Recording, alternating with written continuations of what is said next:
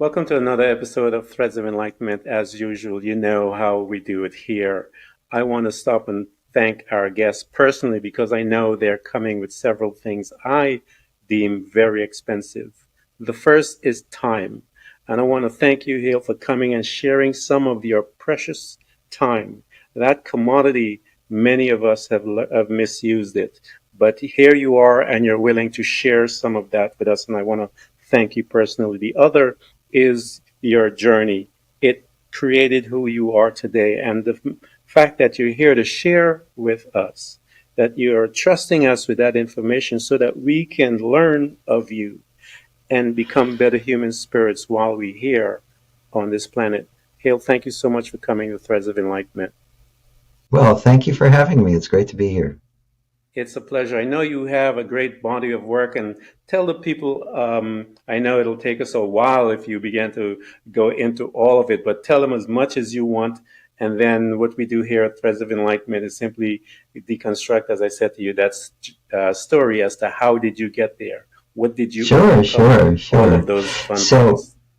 yes. So the body of work that this body mind is sharing with the world is called the Sedona method, and it's something that it was actually a gift that we all received initially from my mentor, Lester Levinson, and it is a tool that shows you how to tap a natural ability that all of us have, but often don't use.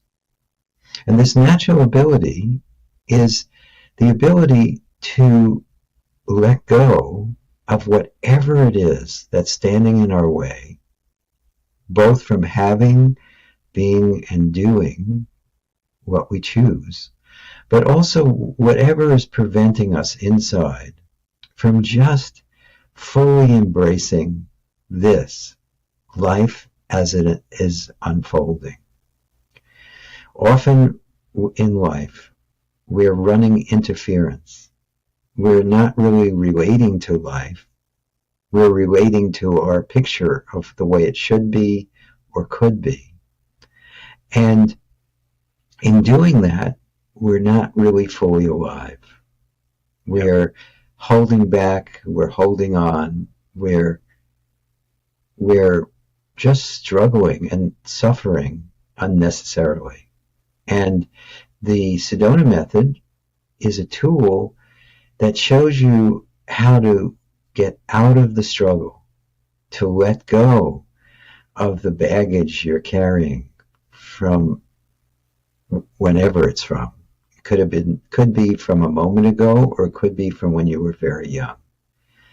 And it doesn't actually matter the story of why the baggage is there, or who you might blame for it, whether it be yourself or someone else. It doesn't matter how long it's been there. It doesn't matter the circumstances. What matters is this weight that we appear to carry that is completely unnecessary.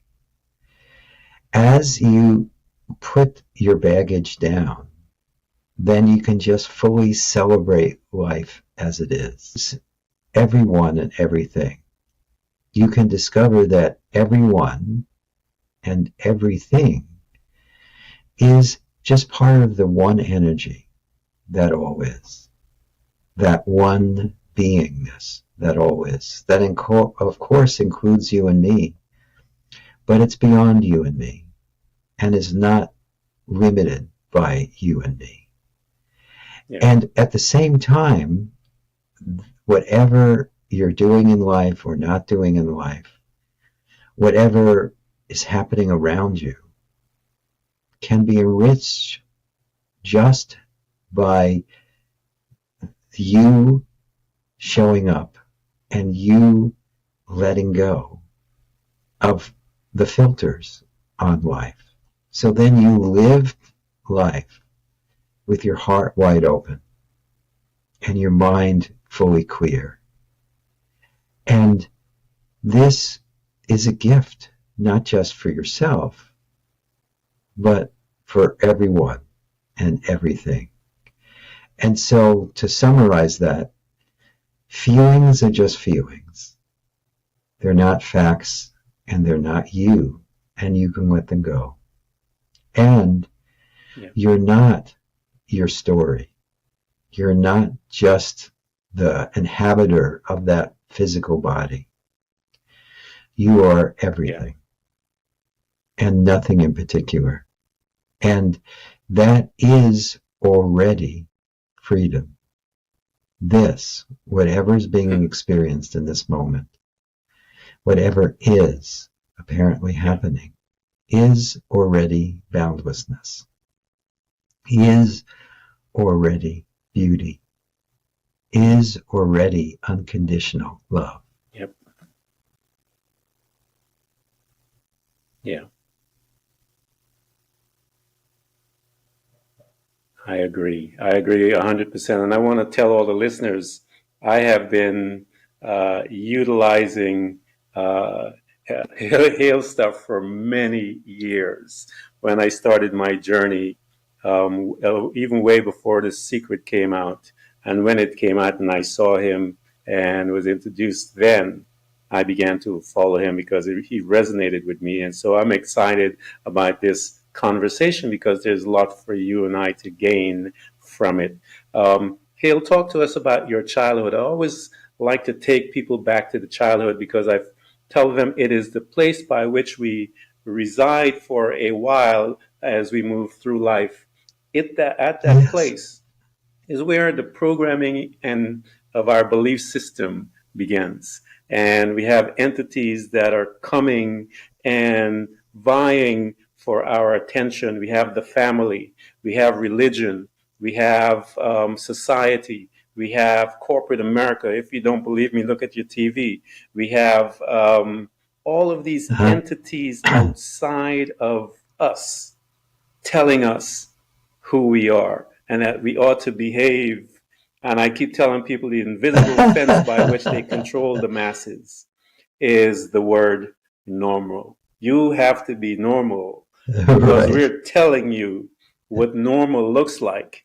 And anything outside of normal, something is wrong with you.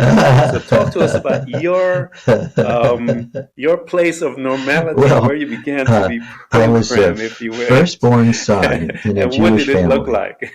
uh, living in Brooklyn, New York. And the first few years of life, Mm-hmm. uh, I don't really remember much about it, but I was told that I was just this happy, exuberant baby because I was the center of everyone's attention, including uh, uh, my extended family, Mm-hmm. my uncles, my aunts, because uh, I was not Yeah. just the, excuse me one sec, let me just turn this off.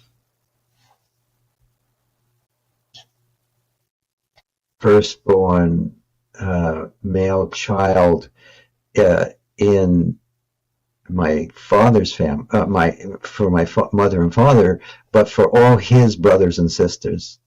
And so, so there was a big deal about that back then. And Wow. uh, and again, I don't really remember much about that. And then at Mm-hmm. age 3, my parents had their uh, second son was born, and he was born with severe mental retardation. He was born Yeah. with part of his brain missing, and so it went from a blissful experience to a very traumatic one because both my parents were crushed by that. And I went from being the center of attention to being watching my parents kind of Yeah. imploding and doing their best to care for a young child who they eventually had Yeah. to institutionalize. And so that changed the color of growing up. And I had to do a tremendous amount of letting Yeah. go around that once I learned how you do that. And it's interesting though, it also was an amazing gift because what happened was within that, I discovered this um, tremendous desire to help. And because I really wanted to help my parents. And I also wanted them Yeah. to get back into their good graces, of course, because the, because they were so distraught. They started reacting to me Good grace. like Yeah. I was just in the way. And there was just normal childhood things that I would do became traumatic for them and thereby traumatic for me, like playing in the dirt. uh, but the gift was, it inspired me to want to give Yeah. back to Wow. the world. You know, I don't know why that's what happened, but that's what happened. And so that was something I was Yeah. looking for in my life. At first, I thought when I was a little older that I could become a doctor, and as a doctor, I could help prevent things like this or help people deal with things like this. And then Mm. I also started looking at self-help and spirituality, and that I I just attracted me a lot more. And so I started on a spiritual path as a teenager. And I studied things both from the East and the West. Wow. And then I met uh, at age 22, I met Lester Levinson, who was a fully realized uh, a master, and I was blown away by the meeting. He came as a guest to a one-year Yeah. seminar that Lennon Orr was teaching, that I helped organize with another person, and we went out to lunch with Lester, and it was just all of us sitting around the table and just having lunch. But I could feel that this person was the first teacher I'd ever met who was no Yeah. longer seeking. He had ended the search, and there was this tremendous sense of Yeah. peace and joy and calmness and love that was just, it was coming out of Yeah. his every pore, it felt like. And it blew me away. And so he didn't say much about what the Sedona method was. He just said you sit around Yeah. the table and release. And that seemed a little dubious to me. I had no idea what that meant. But I decided that if you Mm. give me just a little bit of a taste of what he was a living embodiment of, I was in. And so the next weekend, I started what was then a Yeah. 2 weekend Yeah. training. And before the 2 weekends were over, in addition to just being blown away by the power of what was being taught and how it was immediately affecting me, Mm. I had this deep sense that this is what I was here to do. I was here to help Lester get the Sedona method out to the world. And that has been my Yeah. life ever since. Before Lester passed away, it gave all its copyrights to me in the early 90s and asked me to continue the work. And what came from that is this Mm. whole set of tools that we now call the Sedona method. And it's reached hundreds of thousands of people all over the world. And it continues to help Yeah. people every day. And those of you listening, it can help you too. Yeah.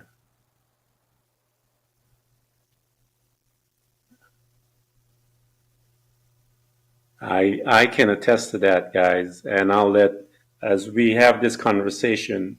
I know he's going to go into some of that, and so I want to leave that for that time um, because it does work. So here you are, this young man. I mean, you started pretty early on the road to self development, if you will, because most people. Um, Hell, we start in our 30s when life is all spinning out of control and we're losing our minds and whatever. But here's this young adult, um, so in tuned with that other side of the individual that we are not aware of because of the programming, the busyness of living, the busyness of getting up, running to school, running to work, and all of these things, and not really being in tune with who they are. And so that's how we began to numb the aspects of our spiritual being. But here you are, this young man, awake to it, and to run into someone of that caliber. What a gift. I personally, Hale, I think the trauma is a purposeful trauma. I think it's the incident that awakes us to what we need to do. And so I think every trauma is a purposeful one if we use it correctly, because it is designed to cause you and I to dig in deeper from that side, from the spiritual side, and to see what it is, and it will help us to move through and create whatever we need to do. So I think the trauma is a purposeful trauma. People think I'm weird, but that's just my assessment. So here you are. You were given this assignment. You're moving through. You went through the program. You are learning the art of the Sedona Yes. method. You're clarifying and seeing who you are. What happened to you, Hill, at those 2 weeks? What was happening to you internally, being in that space for that amount of time, We were doing back then drinking too is all day long? What was people going on examine inside of you and to you? their life from a new perspective. And what we do is and uh, we examine things from the perspective that we're not limited the way we believe Yeah. we're limited. And we discover how to let go of the sense of limitation. Now, I really don't have a lot of memory of the course itself. The most memorable thing was, for me, was just feeling what it felt like to let go consciously, being in charge of it. Yeah. And I also remembered this realization because it was it was prophetic. Yeah. That was 1976, and this is now 2023, and this body mind is still engaged in this. Yeah. And still teaching this and helping people with it and sharing this. And so the main thing I took away from that week was this gift of a process that I not only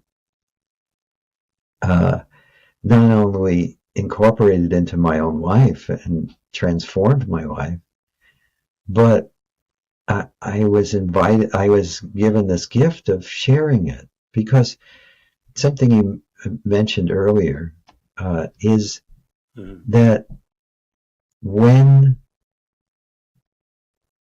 and Lester believed this strongly too, that the giver is blessed. And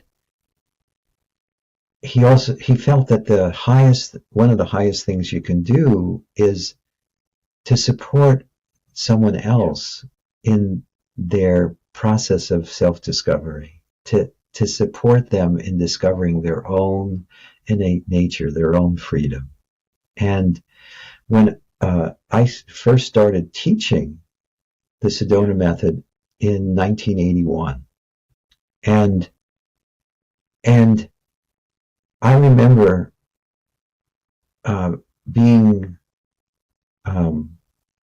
incredibly grateful for being chosen to be in that position of helping others discover the truth of who they are. And so it was this Yeah. gift that keeps on giving. Yeah. Whenever this body mind is in front of other people and talking about them, there's just this inner smile that's actually been there Yeah. continuously for a very long time, but it just gets bigger.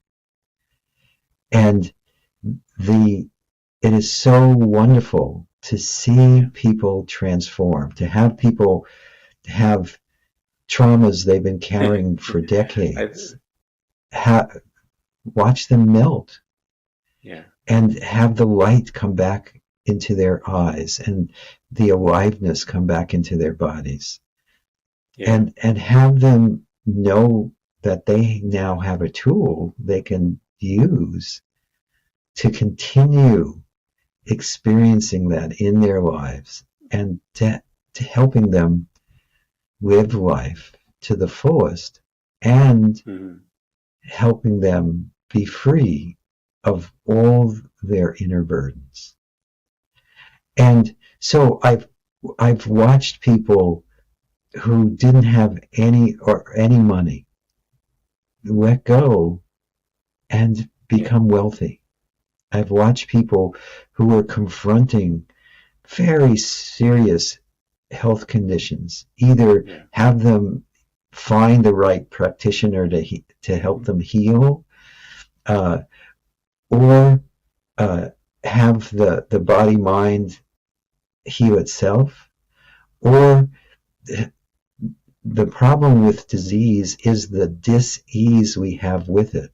I've seen people also gracefully leave the Yeah. body because they were letting go, and and also be at Yeah. peace even when the body was in tremendous pain. And I've watched people who thought their marriages were over, only to discover the spark again and the love. I've watched people who were Yeah. trapped in relationships that were really not serving them anymore, Yeah. sometimes in extreme ways, gain the courage to set themselves free from them. And I've seen everything in between. And watching people Yeah. transform is just amazing. And to me, the most amazing thing to watch is people discovering that they're not just a body, that their thoughts aren't who they are, that there is this exquisite beauty that is this, that's Yeah. already unfolding in as life, Yeah. and that their life isn't a personal life. It is just part of the one life that all is. And all of this has been a continual inspiration and Yeah. transformation for this particular body mind. And I'm also fortunate is that many people are passing this on too. There are many tools out there that are based on the Sedona method. There are many teachers who teach various Yeah. things that to help people with money and relationships and health, who Yeah. use the Sedona method both for their own personal benefit, but also to help their students. Hmm. And there's just everyday people like you and me who are just sharing joy, spreading joy and peace, Yeah. just because they're it's what's bubbling out of their own hearts. And so all of that is what's inspired this Yeah. particular body mind to keep doing the same work Yeah. for over 4 decades. Yeah, I remember Oh, you were right. talking about baggage. I remember you in in the movie walking with the two Yeah. bags in your hand and putting it down and say, let it go. I remember that when you were saying that, it came to my mind. And I had seen that movie quite a long time ago. So here you are, Hale. You went through this 2 week program. And what happened to you at Well, that I did two moment once things. you came One out is of I was very there, young, you so I began to needed to have a practice? career and do Where things did in you begin life. to And I found navigate that your life, if the you will, letting go once you really helped were me become from successful there? uh, Hmm. in the different things that I did. And Yeah. at the same time, I immediately wanted to give back. So I learned the Sedona method in 1976. Hmm. And in 19, there were only three courses at the time: Yeah. the basic course, the advanced course, and the teacher's course. I took the basic course in November of 1976, the advanced course in January of 1977, and the Hmm. teacher's training in February of 1977. But at age Hmm. 22, it was a little early to do that as a full-time thing. So I led a few workshops, but then we mutually decided that I needed to just live it in my life. So I did. Yeah. I lived it in relationships. I lived Yeah. it in in my career. I lived it uh, so that my body Yeah. just Yeah. maintain a Yeah. high level of health and well-being. And I lived in Manhattan. I moved to Manhattan from Brooklyn, got an apartment, and just Yeah. Yeah. kind of celebrated life. And at the same time, I stayed very immersed in in releasing. Hmm. They had used to have workshops, free workshops twice a week.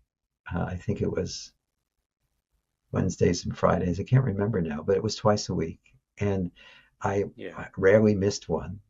And all I did is incorporate it into my life. Releasing, letting go was something that Yeah. I tried as best I could to do throughout the day. And it wasn't just because I thought it was good for me. I could feel that each time I let go, there was this sense of Yeah. just ease and power and grace and warmth and a kind of a release Hmm. of bottled up energy that happened. And so it was Yeah. honestly a little addicting, not in a bad way, because I was addicted to love and light and truth. But it was still almost an addiction because it felt so good. I, I, I Yeah. just kept being drawn to it. You know, many people have a meditative Yeah. practice, and Yeah. I never got that Yeah. into meditation because just one or two releases using the Sedona method, Yeah. I felt the same as if I just meditated for a half an hour. So Hmm. and it was something I could do while driving a car, being on the subway in Manhattan, uh, uh, Yeah. walking down the street. I remember in 1977, I don't remember when in 77, Yeah. I was in Times Square in New York City. It was twilight, or it may have even been night. And at the time, it was before it was gentrified. Times Square now is this busy place that is a tourist attraction, but it was the opposite. Uh, and uh, and what Yeah. I remember I lived there. that's For me, great. That's Queens great. So Village, anyway, I Hale. was I came there from Queens Village, and then I at moved a to time New where York it wasn't safe to be when I there. got older. But the So sense to of the Manhattan. personal So self yeah, just kind of dropped so away, I know. and there was this sense of profound peace, even being in Yeah, this crazy environment. And that got my attention. yeah, That happening. One is yeah, I didn't such profound peace, even in an environment that was not yeah, conducive to profound peace. And so and I had many experiences like that through the years, not just the immediate feedback of each time I let go. There yeah, was this sense of yeah, peace and joy, sometimes even bliss. And uh, much later on in life, yeah, yeah, in 1998, I think it was, I was I Yeah. I had just led a seminar for 40 people that was a very high seminar in Sedona, Arizona. Where I lived there for 30 years, and I had a mild earache, so I went to the local doctor, and he gave me eardrops. But then 24 hours later, I passed out in my bedroom, and Mm. my wife had called an ambulance, and I was rushed to the emergency room in Flagstaff, Arizona. And uh, I just the doctors discovered I had severe meningitis and encephalitis, and my brain was swollen, and I was in a lot of pain. Well, actually, at first I was pretty unconscious, but then when I came back from that after a few days in the hospital, there was tremendous pain, Oh, but at the same time, there was this profound peace. Again, a yeah. very unexpected thing to experience with your life on the line and being in pain.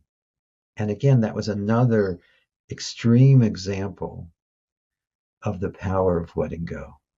And it was also another gift because Yeah. knowing that Yeah. I could have these physical Yeah. challenges and still have this sense of peace and equanimity enabled me to one have compassion for people going through similar experiences, but enabled me to be able to show people ways that when they Yeah. had physical challenges, even extreme ones like that, I could speak from authority that you could still Mm. let go and be unaffected. And even though the doctors weren't sure I'd ever fully recover, uh, I did. And I kept Yes. doing this work. So, Mm. and and again, I'm not the Yeah. only one. I've seen people go through trauma and come out Mm. transformed for the better as opposed to Yeah. being crushed by it.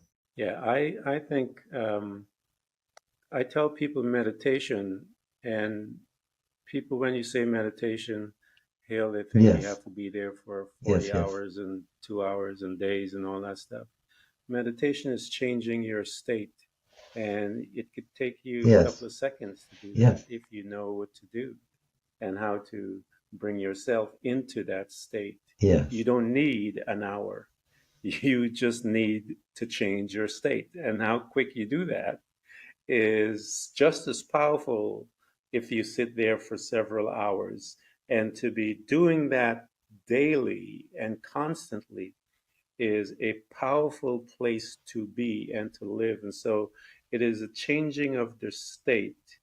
And I believe, Hill, that a lot of the diseases and the diseases that we have today are trapped emotions that are there, and it erodes the body, it erodes the temple because we haven't let it go. And your revelation is to walk people through using your three-step yes, process to begin to identify that and walk it through and then to let it go. And they're able to gain their freedom from what looks and is a simple process, but one of the most powerful process that one will ever encounter in a life, because within that moment you are shifting, as I said, you're shifting your state.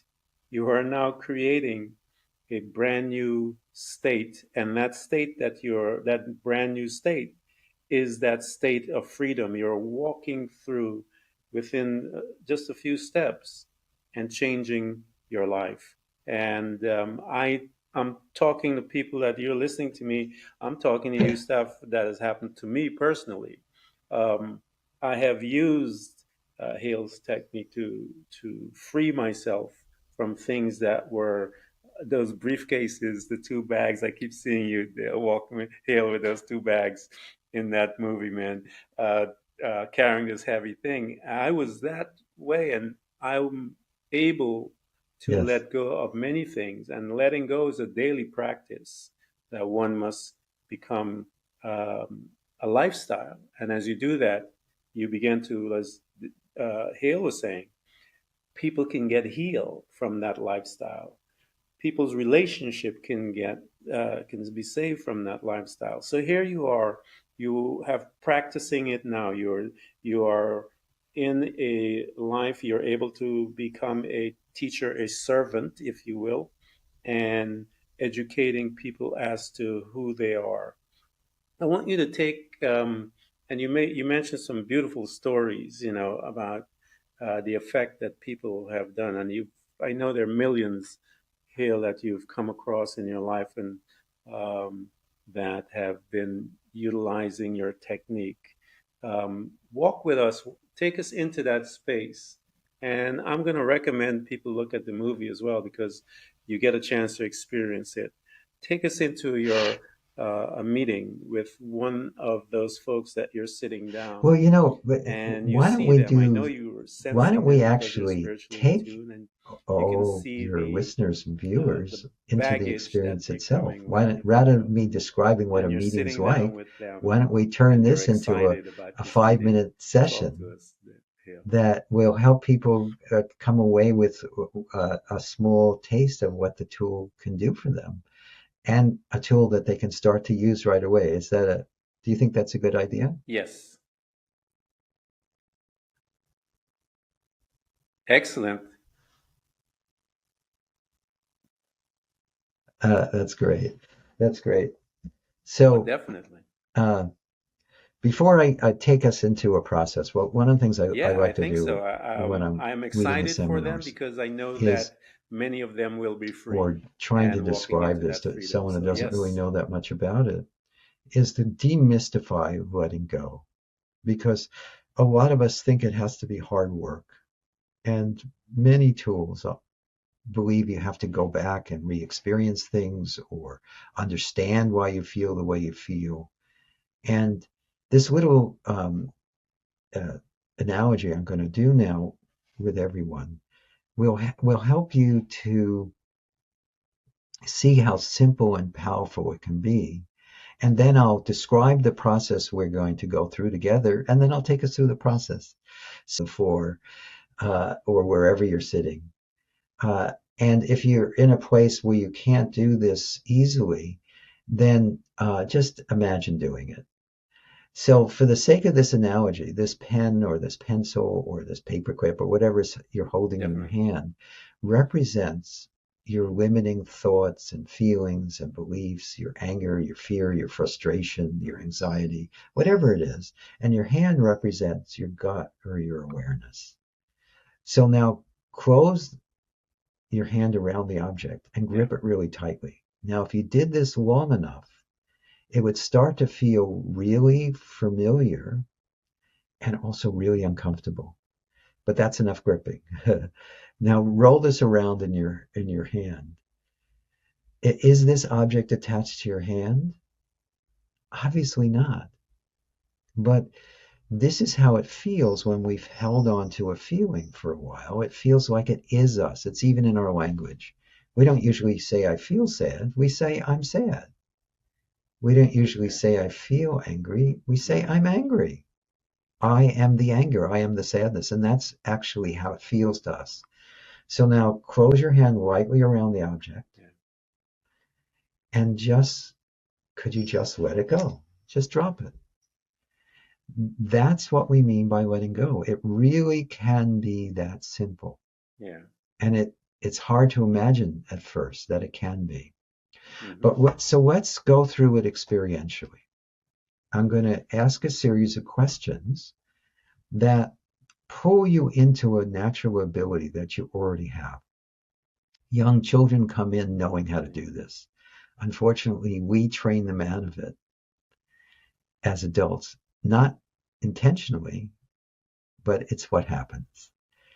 And so once you learn how to do this Yeah. again as an adult, the more you use it, the more you're in control of the process of letting go, and the more you want to let go because it feels so good and it transforms things. Hmm.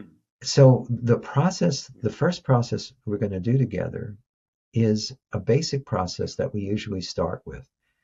And So the questions that I'll ask you is as follows. The first is just to focus on something in your life that you're wanting to change or improve. And that usually engenders some sort of feeling. And the next question will be, could you just welcome or allow it? Sometimes just in welcoming or allowing, whatever it is, it starts to dissolve. That's another way that we help people let go, besides just choosing to drop it, just allowing it or welcoming it. And then I'll ask the letting go questions. And the letting go questions, the first one is, could you let it go? And if I know if you were able to drop that object or at least could imagine it, then I know you can. And Yeah. just be open to it as a possibility. The next question is, would you let it go? And would you just means, are you willing to? And if you're never sure, if you're not sure on your own, just ask yourself, would I rather hold on to this pain and this suffering, or would I rather be free and have my goals? And the last question is when. And when is an invitation to do it now. Now, I'm going to say, could you, would you, and when? Whereas when you're doing it on your own, you could use that question, or you could say, could I, would I, and when? And so now I'll take us through it. Now, the timing that I'll use is a timing, it's a medium pace that most people can keep up with. If you're doing this on your own, go at your own pace. There's no rush. The only thing I'd recommend is stay open to it. Be open to the possibility it can be this simple and easy to transform your life. And also avoid debate. The questions are yes or no questions, and you'll let go even if you say no. Just be honest with yourself. And you can do this silently to yourself. All the Sedona method is something you can do in the middle of a conversation without people even needing to know that you're doing it, because the questions are just pointers towards an experience of letting go. And once you're familiar with the experience, it can be duplicated at will. So just for a moment, just settle as best you can. Let the mind pause as best you can.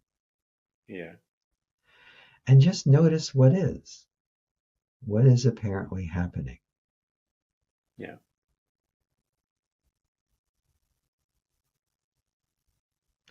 And then could you allow yourself to focus on your life and think of something in your life that you'd like to change or improve? Something that may be causing some sort of inner distress. And it doesn't matter what you pick. And whatever came to mind, along with whatever feelings it brought up inside of you, could you just simply welcome it or allow it? Is it welcomed? Is it what's apparently happening? And then as best you can, just for now, could you let it go? Just could you? Would you?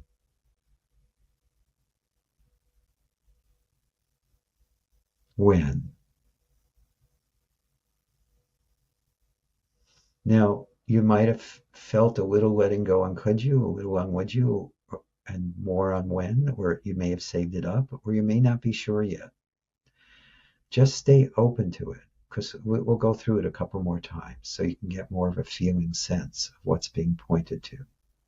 So again, focus on that same thing or anything else that you're wanting to change or improve. And could you just welcome however you feel inside? Could you just allow it? Is it welcomed? Is it what's apparently happening? And then, as best you can, just for now, could you let it go? Just could you? Would you?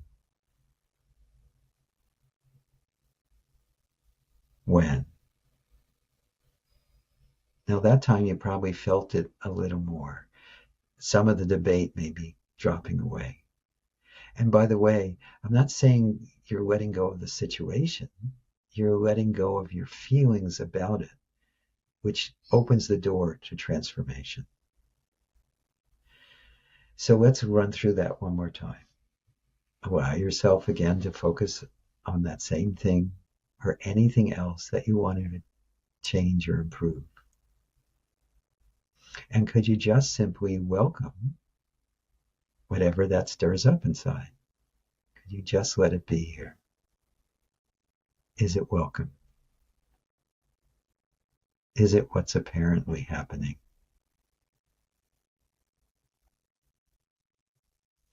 And then, as best you can, just for now, could you let go of the feeling? Just could you? Would you? When? Okay, good. Now, that's a very simple process, but if you experiment with it in your own life, you'll start to gain immediate benefit. And the more you experiment with it, the more benefit you'll see.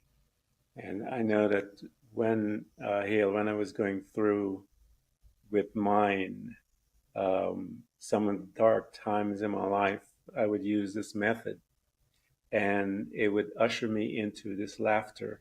And I want people to be aware of that because you're changing your state and you're changing your state from this painful and the expression, one of the expression that one would do in freedom is laughter, is that what laughter does is simply opens you wider. It allows your heart to expand and it manifests in your face, and you just have this perpetual grin that you walk around with. And I gained much of my freedom, and I knew it had solidified when you get emotional. Some people laugh, some people cry, because it was an emotion that was logged and blocked.